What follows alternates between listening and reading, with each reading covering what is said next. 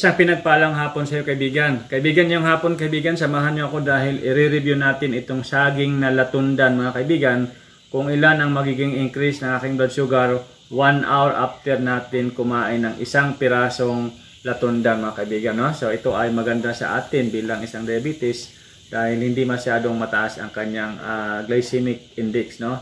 Ayan.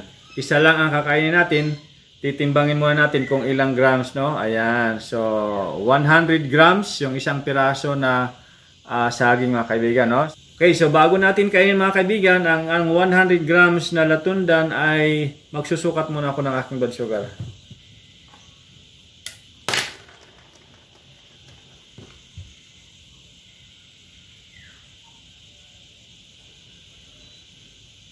Ayan, mga kaibigan. Yan ang blood sugar natin ngayon.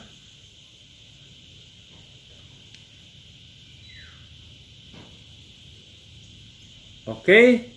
So yan ang ating blood sugar ngayon. 136 mg per deciliter, mga kaibigan.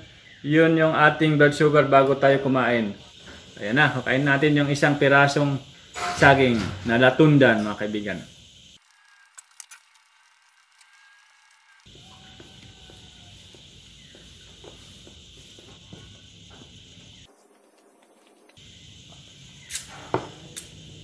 Ayan, mga kaibigan, no? 136 ang ating blood sugar bago tayo kumain. Ang oras ngayon ay eksaktong or 2 minutes before 4 o'clock, no? So mag-aalas 4 na. So mamayang bago mag-alas 5 ng hapon ay susukatin natin ang ating blood sugar para makuha natin yung kanyang glycemic load, no? Yung 100 grams na isang pirasong latundan, mga kaibigan.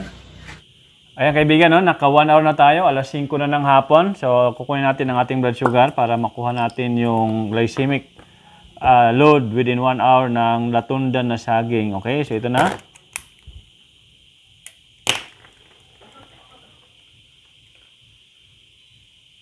Ayan, mga kaibigan. Yan ang ating blood sugar ngayon.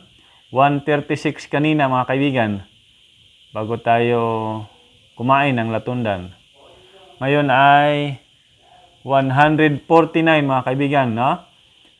13 mg per deciliter ang increase, no? Sa pagkain natin ng isang saging na latundan sa loob ng isang oras, mga kaibigan. Okay? So maraming salamat sa inyong patuloy na suporta.